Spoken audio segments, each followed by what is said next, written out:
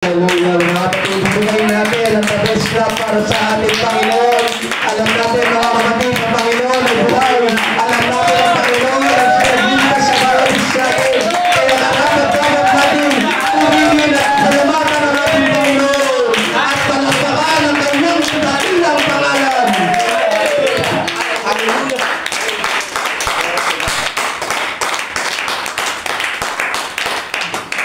Praise the Lord, mga kapatid, at tayo po'y makakaupo na. Psalm 86 verse 12. Pupurihin kita, O Panginoon kong Diyos, ng aking buong puso at luluwalhatiin ko ang iyong pangalan magpakailanman. I will praise thee, O Lord my God. Mga kapatid, ito yung bagay, mga kapatid, sa moderno natin. Isang bagay na bibihira lang sa churches na tinuturo pagdating sa pagpupuri. May mga churches, mga kapatid, sa mundo natin na hindi tinuturo ang mag-praise sa Panginoon. May ilang church, mga kapatid, na sinasabi bawal tayo magpuri sa Panginoon ng mga bagay, mga kapatid, na may maingay, may mga bagay na yung alam mo yung kailangan tahimik lang yung pagpupuri nila. Mga kapatid, merong mga church na gusto lang nila sa church nila, simple lang, mga kapatid. May mga ganyan churches, mga kapatid. Then, ito sa ating pag-aaralan, mga kapatid, dito sa sinabi ni David, ni King David, ang writer po ng mga kapatid ng Psalms ay si David, kung aanin natin. Lahat natin, kilala po ba natin si David? Si King David. Ito, mga kapatid, ang sinasabi dito, pupurihin kita, Panginoon kong Diyos, ng aking buong puso. Ito, mga kapatid, tatandaan natin, pag nagsalita si David, nanggaling sa puso, totoo yun.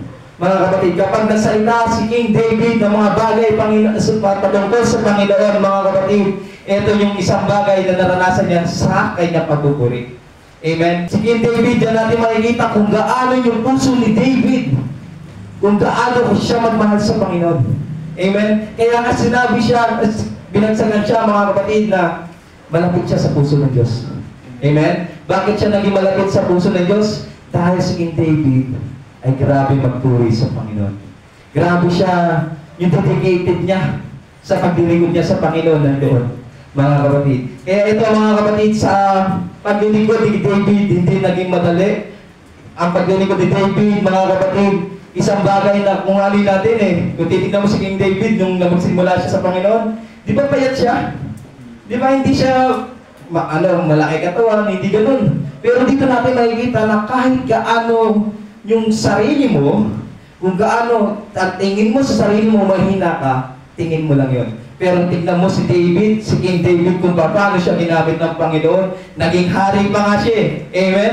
Kung iisipin mo, sa maraming tao sa sanlibutan, kapag pinanghihinaan ng loob, anong ginagawa niya? Minsan nawawala ng pag-asa, pero tatandaan mo, mga kapatid, kapag once na ikaw tinawag ka ng Panginoon, malayo ang mararating mo sa Panginoon. Amen, mga kapatid? Kaya dito, mga kapatid, sabi, I will praise thee, O Lord my God. Kaya kung isipin natin, sabi niya, pupurihin kita, Panginoon kong Diyos, ng aking buong puso, at luluwalhatiin ko ang iyong pangalan magpakailanman. Ito, dito natin makikita, mga kapatid, na minsan tayo sa buhay natin bilang isang Kristiyano, sometimes may problema, tama? Sometimes meron tayong pinagdadaanan sa buhay. Pero ito yung isang bagay, mga kapatid, na tatandaan mo. Sa kabila, mga kapatid, ng pinagdadaanan mo sa buhay, dapat kaya mo luwalhatiin ng Diyos. Kaya mo purihin ng Diyos. Kahit any situation, mga kapatid, ng buhay mo, dapat kaya mo magpuri sa Diyos. Amen, mga kapatid? Ito pa, mga kapatid, sabi dyan, ito, balik tayo sa pinag-aaralan natin. Dito natin may mga bagay tayo, mga kapatid, na pag-aaralan. May 6 tayo na pag-aaralan patungkol sa ano dapat gawin natin bilang isang Kristiyano sa pagpupuri sa ating Panginoon. Mga kapatid, maraming bagay na nakasulat sa Biblia, pero ito yung ilan lang, mga kapatid, na base lang sa dapat natin gawin, mga kapatid. Kaya sabi diyan, number 1, umawit sa Panginoon ng bagong awitin. Amen? O magsiawit kayo sa Panginoon ng bagong awit. Magsiawit kayo sa Panginoong buong lupa. Ito, mga kapatid, dito natin makikita na sinasabi ng Bible, mga kapatid, na dapat tayo umaawit tayo sa Panginoon ng bagong awitin. Kung ikaw, tayo bilang isang Kristiyano o tao na tinawag ng Panginoon na mayroong mga talento na tinawag ka ng Diyos na halimbawa, magaling ka gumawa ng kanta, ipagamit natin niya sa Panginoon. Bakit sinasabi ng Biblia na kapag once na tayo ay naglingkod sa Panginoon, dapat maghahandog tayo mga kapatid ng bagong awit sa Panginoon. Dapat mayroong mga bagay mga kapatid, sometimes ganito kapag hindi natin alam yung kanta, di ba? May mga tao na kapag hindi alam yung kanta, hindi sila mapag-worship sa Panginoon. Tama? May mga taong gano'n na kapag once na meron siyang mga bagay, mga kapatid na parang hindi pamilyar sa kanila yung kanta, tapos parang bago lang, hindi sila mag-worship sa Panginoon. Pero tatandaan mo mga kapatid, kahit anong kanta yan, basta sa Diyos mo gagawin ng pagpupuri, hindi ka dapat namimili. Amen? Dapat alam mo, kapag once na nagpupuri ka sa Panginoon, dapat alam mo at kilala mo kung sino pinagpupurihan mo, hindi yung kanta. Amen? Although, yung panahon nila, sa ito, hindi natin inaano, yung panahon nila, hindi naman wala namang ganito Wala namang mga music na ganyan, di ba? Walang mga speaker, walang ganyan mga kapatid. More on, si Paul and Silas Di ba, nagpuri sa Panginoon? Nagpuri sila na walang ganito. Walang gamit na ganito. Walang keyboard, walang gitara, walang drum set. Pero sa panahon natin ngayon, hirap ang tao magpuri kapag walang sounds. Amen? Pero kung iisipin natin sa panahon nila, kahit walang sound, nagpupuri sila sa Panginoon.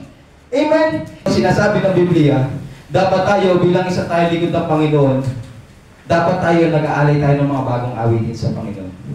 Mga kapatid, kung ikaw may talent, pero kung wala kang talent naman sa paggawa ng kanta, okay lang naman. Pero kung iisipin mo, kung ikaw naman ay marunong gumawa ng kanta, ipagamit mo sa Panginoon. Amen po ba mga kapatid? Sabi dito, tuloy tayo, magsiawit kayo sa Panginoon buong lupa. Lahat tayo, walang accepted dito mga kapatid. Tatandaan natin, kapag once tayo nagpuri sa Panginoon, hindi lang ikaw sister, hindi lang ikaw brother, kundi lahat tayo. Ang linaw na sinabi ng Biblia mga kapatid, dapat tayo magsiawit tayo. Lahat tayo na nabubuhay dito sa sanlibutan, dapat nagpupuri tayo sa ating Panginoon. Amen mga kapatid? Sabi dito, number 2, purihin ng Diyos sa dakong santuaryo. Amen? Psalms 134 verse 2. Kung may Bible po tayo, verse 2, sabi diyan, itaas ninyo ang inyong mga kamay sa dakong santuaryo at purihin ninyo ang Panginoon. Ito mga kapatid, yung santuaryo na sinasabi mga kapatid, ito, mga kapatid, ito, yung ano ng Panginoon, mga kapatid, sagrado to mga kapatid. Dapat ito yung, pinag-aanoan natin ng pagpupuri, dapat ito yung inaano natin. Holy kasi ito, holy, mga kapatid. Kaya dapat i-secure natin mga kapatid palagi na maging maayos ang ating dakong pupurihan. Sabi niya mga kapatid, balik tayo, itaas ninyo ang inyong mga kamay sa dakong santuaryo at purihin ninyo ang Panginoon. Ito mga kapatid, tatandaan natin. Sometimes tayo bilang isang tao na papasok tayo ng bahay-sambahan ng Panginoon, tatanda mo kung bakit ka nasa loob, dapat nakikita mo sarili mo. Kung bakit ka nasa loob ng sambahan ng Diyos. Kasi mga kapatid, expectation ng Panginoon, pag pumasok ka sa bahay niya, pupurihin mo siya. Amen? Itataas mo ang kamay mo. Minsan tayo, kung iisipin natin, bigat na bigat tayo sa pagpupuri sa Panginoon. Sometimes yung kamay natin, parang meron nga mga kapatid na ibang simbahan, mga kapatid, na talaga hindi na nagpupuri, hindi na kaya nilang itaas ang kamay. Mga kapatid, pag sinabing worship mga kapatid, ito yung isang bagay mga kapatid na kailangan natin gawin bilang isang Kristiyano. Bakit? Kung dito sa lupa hindi tayo marunong mag-worship, paano pa sa langit? Amen? Paano ka makapag-worship doon kung hindi ka sanay magtaas sa kamay dito sa lupa? Amen? Mga kapatid, tayo bilang isang Kristiyano, mga kapatid, alam natin yan, nahihirapan tayo, napapagod tayo. Pero tatandaan natin, yung training ground natin, mga kapatid, itong bahay-sambahan ng Panginoon. Para pagdating natin sa langit, mga kapatid, marunong na tayo. Kasi kung hindi ka marunong dito, bakit tayo papasok na langit? At bakit natin pinapangarap ang langit? Amen? Dapat kung gusto natin makapasok ng langit, dapat ginagawa natin makalangit. Amen? Dapat ginagawa natin yung gustong ipagawa sa atin ng ating Panginoon. Pero minsan, pagod kasi ako eh. Nakakangalay mag-worship? No? Ngalay. Isang oras ka na kagano'n, no? Ngalay. Ito sabihin ko sa inyo mga kapatid, kung ang Panginoon sa pagbubuhat niya ng krus, nangalay siya, at binaba niyo, at hindi niya na binuhat, anong kakalagyan natin ngayon? Mga kapatid. Siguro lahat tayo, impyerno na. Amen? Mga kapatid, worship, yung gusto ko ipagawa ng Panginoon. Ito natin maibigay. Minsan, tinatamad tayo. Kaya baguhin natin ang thinking natin, mga kapatid. Dapat ibahin natin ang mindset natin na kapag once na pumasok ka sa loob ng bahay ng Diyos, dapat makita ako ng Panginoon na napupuri ako sa Kanya. Hindi dapat ako makikita ng Panginoon na nakatayo lang. Na walang ginagawa. Yan ang gusto ng Panginoon sa tao niya. Na makita niya na nagpupuri sa pangalan niya. Praise the Lord. Yan ang gusto ng Panginoon. Mga kapatid, huwag natin katamaran ang pagpupuri sa Panginoon.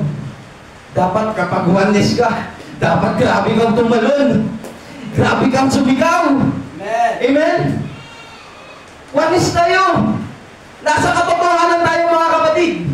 Amen. Pero ang mahirap, nasa katotohanan tayo, hindi natin magawa yung gusto ipagawa ng Diyos. Nakakalungkot. Amen? Amen po mga kapatid. Itong isang bagay na ito na pinag-aaralan natin mga kapatid, hindi para saktan ang kalooban natin. Para tayo i-remind mga kapatid kung ano dapat natin ginagawin natin kung bakit tayo sa loob ng church. Remind ko mga kapatid. Siguro kung nandito sa ang Panginoon Hesus Kristo, pinagalitan na tayo kung tayo lahat nakatayo lang. Amen. Pangatlo, mga kapatid, 6 lang naman ito mga kapatid. Pangatlo, sabi diyan, clap your hands and shout His name. Amen? Mga kapatid, kaya ba natin bumalakpak sa Panginoon? Amen. Amen.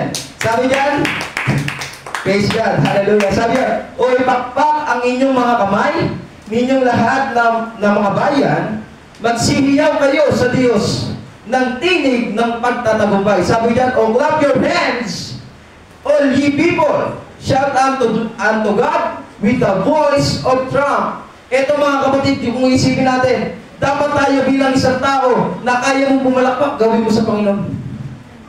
Amen? Huwag mo pigilan sarili mo. Kung ano yung nilalaman ng puso mo mga kapatid, gawin mo para sa Panginoon.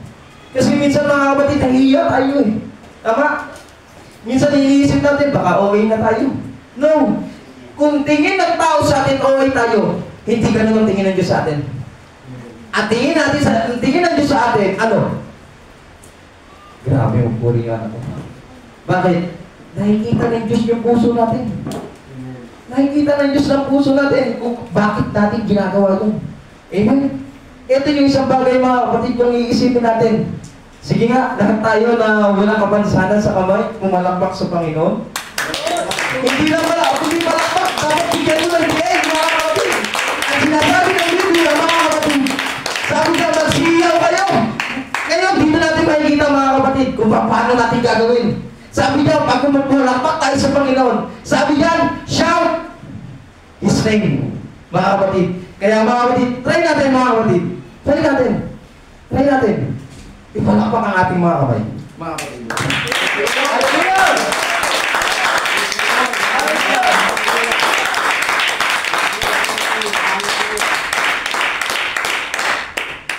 Ano pakiramdam kung pumalakpak sa Panginoon? Amen. Lahat magsabi ng praise the Lord. Praise the Lord! Lagyan natin ng buhay. Praise the Lord! Praise the Lord! Ano feeling? Di ba nare-release yung bagay na pinag-aalala mo sa buhay? Kapag nagsasalita ka ng mga panglangit, di ba? Yung parang iniisip mo sa iyo, parang pagod ka. Pero pag binigyan mo ng DN, praise the Lord! Parang nagkakaroon ka ng lakas. Amen? Nabibigyan ka ng pag-asa. ng ating Panginoon. Amen. Bakit? Dahil sa pagsabi mo ng papuri sa Panginoon. Kasi alam ng Panginoon na merong laman yung puso mo na hindi mo kayang sabihin. Pero dahil nagsabi ka sa Panginoon na praise the Lord, isang bagay na inaano niya sa akin, i-release niya yan, mga kapatid. Ganyan ang Panginoon, mga kapatid, sa buhay natin. Sometimes, akala natin iniwanan na tayo ng Panginoon. Pero tatandaan natin, mga kapatid, ito yung isang bagay, mga kapatid, na the more kang sumigaw, sabi dyan, shout His name, mga kapatid. Kapag tumawag sa kanya, sa Panginoon, tinawag mo, napuri ka sa Panginoon, ito yung isang bagay, mga kapatid, na tatandaan mo, na laging nakikinig ang Diyos sa'yo. Amen. Kapag the more kang magpuri sa pangalan ng Panginoon. Ayun ang tatandaan natin palagi, mga kapatid. Number 4 po tayo, mga kapatid. Purihin ang tagapagligtas. Amen? Amen. Amen, mga kapatid. Sino po yung tagapagligtas natin? Jesus Christ. Amen. Sabi dito, mga kapatid, sa 1 Peter, sabi dito, 1 Peter 2, verse 9 to 10. Sabi dito, datapwat kayo isang lahing inirang, isang makaharing pagkasaserdote, bansang banal, bayang pag-aari ng Diyos, na sarili ng Diyos, upang inyong ipahayag ang mga karangalan niyaong tumawag sa inyo mula sa kadiliman hanggang sa kanyang kagila-gilalas na kaliwanagan. Sabi ng 10, na nang nakaraang panahon na hindi bayan, datapot ngayon bayan ng Diyos, na hindi nagsipagkamit ng awa. Datapot ngayon nagsipagkamit ng awa. Ito yung isang kagandahan na sinasabi ng Panginoon, mga kapatid. Dapat, mga kapatid, talagang pinupuri natin, mga kapatid, ang nagligtas sa atin. Alam niyo kung bakit? Kung hindi tayo niligtas ng Panginoon, nasaan na tayo ngayon? Amen? Ako, sa sarili ko, mga kapatid, kung hindi ako niligtas ng Panginoon, hindi ko alam kung buhay pa ako ngayon. Bakit? Sagad ako sa sigarilyo. Sagad ako sa pag-iinom. Baka ngayon, nasa hospital na ako, naghihingalo. Amen? Hindi ko alam kung buhay pa ako doon. Pero ito yung isang bagay, mga kapatid, na sinasabi ng Biblia na dapat, mga kapatid, na purihin natin ang nagligtas sa atin. Dapat pasalamatan natin yung nagligtas sa atin. Bakit natin dapat purihin ang ating Panginoon? Dahil sa kahit ikaw ay makasalanan, iniligtas ka ng ating Panginoon. Amen. Tingin nila wala kang kwentang tao. Amen. Tingin nila wala ka ng pakinabang. Amen. Tingin nila baliwala ka na sa kanila eh. Kung sa sanlibutan, yung mindset nila, ito, ganito yung nangyari sa akin, mga kapatid. Tingin nila, wala na akong pag-asa. Amen? Wala na akong pag-asa magbago. Pero tatandaan natin, mga kapatid, hanggang nakakabit ka sa Panginoon, kaya-kaya kang iligtas ng Panginoon. Kaya-kaya kanyang baguhin, mga kapatid. Kaya-kaya kanyang iangat sa mga tao na pilit ang binababa. Amen, mga kapatid? Amen. Kaya ang Diyos natin, nagliligtas siya sa mga taong interesado magbago. Amen. Ganun ang Diyos natin, mga kapatid. Tatandaan natin, ang Diyos natin mabuti. Amen. Ang Diyos natin mapagmahal. Amen. Ang Diyos natin, sabi niya, hindi nagbabago noon, ngayon at magpakailanman. Amen. Ang nagbabago sa atin, alam niyo sino? Tayo. Amen? Pero ang Diyos never nagbago. Never niya iniisip na baliwalayin ka. Amen? Never niya iniisip na hindi ka niya pakinggan. Amen? Never niya sinabi, huwag ka na lumapit sa akin. Alam niyo lagi sinasabi ng Panginoon, magtiwala sa akin, lumapit ka sa akin. At ako na ang bahala sa lahat ng bagay. Amen. Bakit niya nasabi lumapit tayo? Dahil alam niya at alam niya sa sarili niya kung bakit ang tao nahihirapan. Bakit? Kasi naging tao ang ating Panginoon. Nagkatawang tao siya. Kaya nararanasan niya kung gaano kahirap maging tao. Amen? Kaya naiintindihan tayo ng Panginoon. Siya na nakakaintindi sa atin. Amen? Hindi tayo maintindihan ng nasa paligid natin. Totoo lang, hindi tayo maintindihan na nasa paligid natin. Ang tanging nakakaintindihan sa atin, ang Panginoong Jesucristo lang. Amen. Praise the Lord. Paano kapag lumayo ka pa sa Panginoon? Sino naiintindi sa'yo? Amen? Pag lumayo tayo sa Panginoon, sino magano sa atin? Kung alam mo ang Diyos ang katulong mo, huwag kang lumayo. Kung alam mo ang Diyos ang magliligtas sa iyo, huwag kang lumayo. Kumapit ka, kapatid. Amen. Nasa huling araw na tayo. Kailan tayo gigising? Pag nandiyan na siya, huli na lahat. Doon na lang natin sasabihin, Lord, sorry. Dapat ako sumimba. Dapat ginawa ko na yung mga bagay na gusto mo. Pero ito isang bagay na sinasabi natin lagi, nasa huli ang pagsisisi. Yan yung bagay na kailangan natin marinig, mga kapatid, sa araw na to.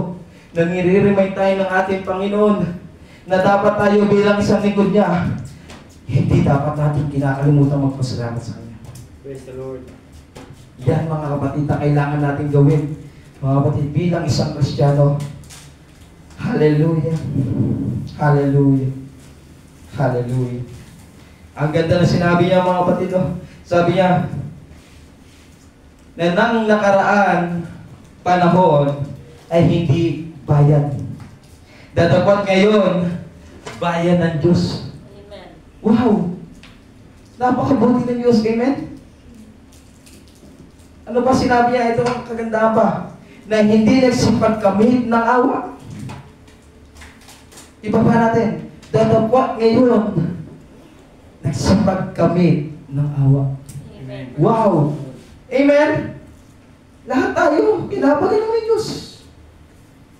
Lahat na tayo, naawa lang sa atin ng Diyos. Amen? Number 5 tayo, mga kapatid. Praise God. Sabi dito, purihin ang Diyos ng mga matugtuging bagay. Amen? Mga kapatid, ito yung kanina yung example ko kanina, but ito yung isa natin, mga kapatid. Sabi dyan, sa Psalms 150 verse 1 to 6. Sabi diyan, purihin ninyo ang Panginoon, purihin ninyo ang Diyos sa kanyang santuaryo, purihin ninyo siya sa lahat sa langit ng kanyang kapangyarihan. Verse 2, sabi dito, purihin ninyo siya dahil sa kanyang mga makapangyarihang gawa. Purihin ninyo siya ayon sa kanyang marilag na kadakilaan. 3, purihin ninyo siya ng tunog ng pakaka. Purihin ninyo siya ng salteryo at alpa. 4, purihin ninyo siya ng pandereta at sayaw. Purihin ninyo siya ng mga panugtog na kawan at ng flauta. 5, purihin ninyo siya ng mga matunog na simbalo. Purihin ninyo siya sa pinakamatunog na mga simbalo. Sabi na 6, purihin ng bawat bagay na may hininga ang Panginoon. Purihin ninyo ang Panginoon. Ito yung mga kapatid na dito natin makikita na hindi pinagbabawal ng Panginoon. Na dapat hindi maingay ang church. Dapat tayo, mga kapatid, bilang isang church at alam natin na tayo na sa katotohanan, dapat tayo mas lalong nag-iingay, mga kapatid. Gamit yung mga instrumento, mga kapatid, na maaari natin gamitin sa pagpuri sa ating Panginoon. Tatandaan natin, mga kapatid, ito yung mga bagay na ginagamit ng instrumento, mga kapatid, dito nagagalak ang Diyos. Amen? Bakit? Kasi dito natin makikita kung ano ang tunay at hindi. Amen? Bakit natin pupurihin ang Panginoon? Dahil na-experience natin yung kabutihan niya. Amen. Praise the Lord. Amen? Ganong kabuti ang Diyos. Ganong kabuti ang Diyos. Dahil sa pagpupuri natin, nararamdaman natin magkakaroon tayo ng kapag-asa. Amen? Diba pag nagpupuri tayo sa Panginoon, unang nare-relax ka. Amen? Nasasatisfy yung problema mo, nawawala. Amen? Yung parang tipo na pagkatapos mo magpuri sa Panginoon, pakiramdam sa sarili mo parang wala kang problema. Amen? Tapos ikaw, bibigil na kanina na huwag kang mag-ingay. Dapat hindi tayo papayag. Kapag damor ka, inaawat nila, mga kapatid. Damor mo isigaw, salamat Panginoon. Amen. Praise the Lord. Salamat Panginoon dahil niligtas mo ako. Salamat Panginoon dahil naging mabuti ka sa akin. Lahat, mabuti ba ang Diyos? Amen. Praise the Lord. Naranasan po natin yung kapangyarihan ng Diyos. Amen. Praise the Lord. Right. Kung tayo tatanungin sa habang na ito, mga kapatid, ano yung bagay na na-experience mo sa Panginoon na hindi mo makalimutan? Dahil sa pag-upuri mo, nagkaroon ka ng pag-asa.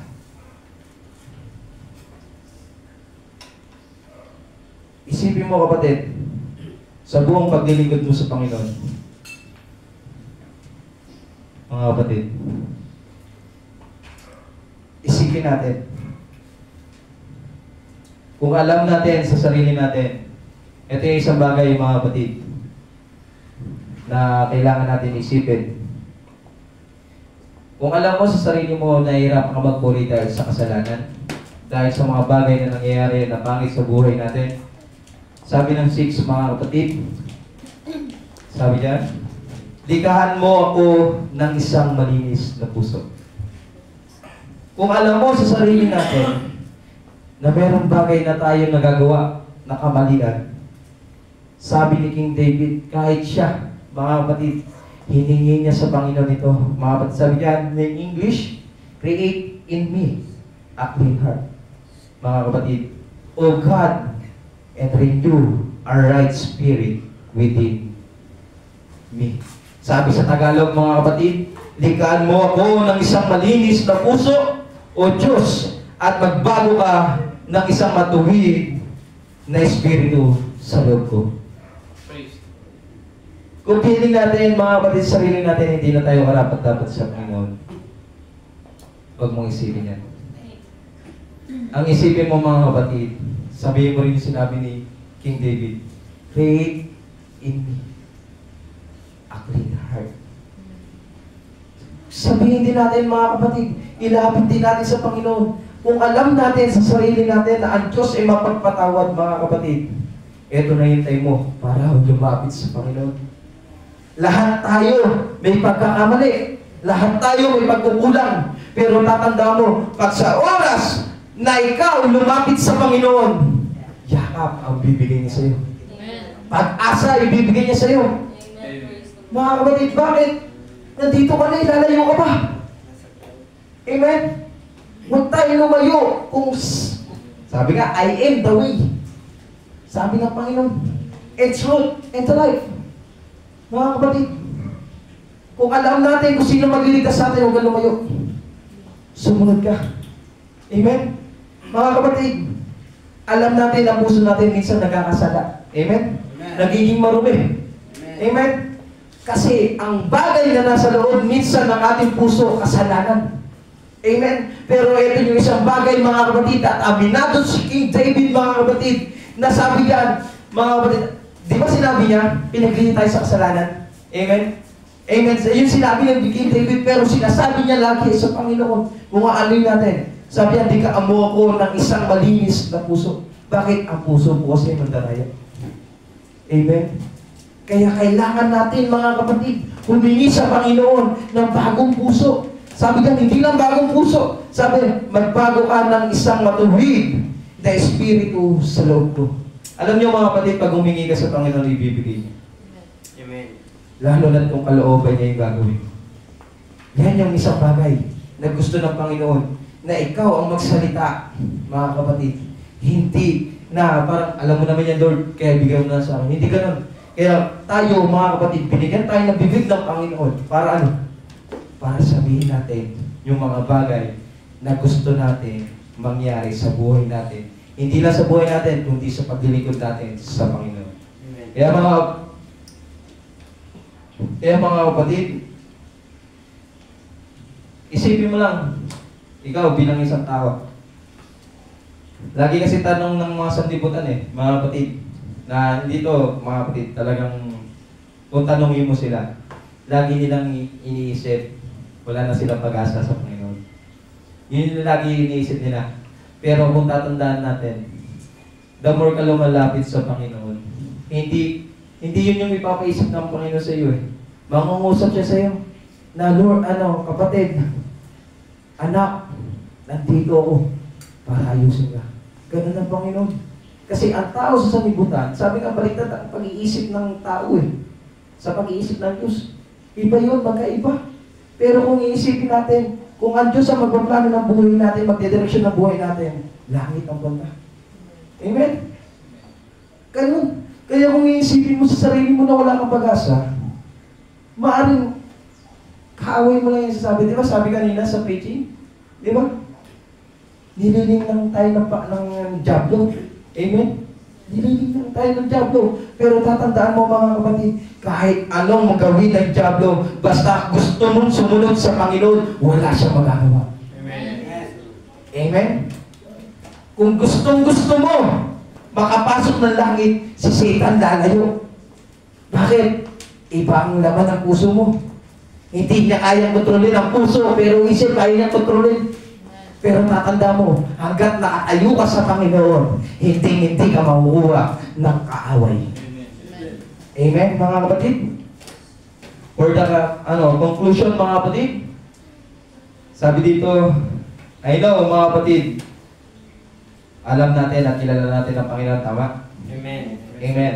Sabi dito, mga kapatid, sa John 4:23-24, sabi dito, datapwat dumarating ang oras. At ngayon nga, nasasambahin ng mga tunay na mananamba ang Ama sa Espiritu at sa katotohanan, sapagkat hinahanap ng Ama ang mga gayon na maging mananamba sa Kanya. Sabi ng 24, mga kapatid, at ang mga sa Kanya'y nagsisisamba ay kailangan magsasamba sa Espiritu at katotohanan. Amen. Kilala natin ang Panginoon? Amen. Amen. Kung kilala natin ang ating Panginoon, mga kapatid, dapat ikaw, alam mo sa sarili mo na Espiritu siya. Amen. Alam mo sa sarili mo, ang Diyos ay Spirit. Amen. Hindi siya tao. Mga kapatid, maraming tao na nagsasabi, ang Diyos ay propeta, ang Diyos ay tao. Pero natatanda mo, sabi ng Biblia, the God is Spirit, mga kapatid. Kung ang hawakan mo at salita, ang Diyos ay Espiritu. Mga kapatid, kung tayo magsasamba, ito yung kagandahan eh. Sabi niya, naghahanap siya ng tao na mananamba, tunay na mananamba. Ito ang tanong, mga kapatid. Isa kaya kayo sa tunay na mananamba? Yan yung tanong. Pero ito yung sasabihin natin dapat sa Panginoon. Lord, kung alam mo at nakikita mo nagkulang ako sa pagsamba ko, Lord, tulungan mo ako. Bakit? Kapag ikaw lang sa sarili mo, hindi mo kaya. Kung any situation, mga kapatid, hirap ka bilang isang tao. Dahil limitado yung alam mo sa Panginoon. Dahil limitado ang kaya mo natin gawin sa Panginoon. Pero tatandaan natin, the more ka mag-worship sa Panginoon, unti-unti siya nagpapakilala sa iyo kung sino siya. Amen. Amen? Ganun ang Panginoon. Hindi man nila kilala ang Panginoon. Hindi man nila alam kung ano ang estado ng Panginoon. Ito yung kagandahan, kapatid. Kilala mo ang Diyos. Amen? Kilala mo ang Diyos at nag-iisa lang ang Diyos natin, mga kapatid. Tatandaan natin. Sabi niya, tatapos dumarating ang oras at ngayon nga, nasasambahin ng mga tunay na mananamba ang Ama sa Espiritu at katotohanan, sapagkat ang hinahanap ng Ama ang mga gayon na maging mananamba sa Kanya. Yan yung isang bagay, mga kapatid. Bilang isang Kristiyano, dapat alam mo kung sino ang iyong sasambahin. Sabi diyan, sambahin sa Espiritu at katotohanan, mga kapatid. Ito yung isang bagay, ito yung panahon, mga kapatid, na dapat natin ipakita sa Panginoon na talaga siya lang yung dapat natin sambahin. At tayo yung hinahanap niya, mga kapatid, na sumasamba sa katotohanan at tunay na nagpupuri sa Kanya. Amen. Mga kapatid, Praise the Lord. ang tanong, ano yung kaya natin ibigay sa Panginoon?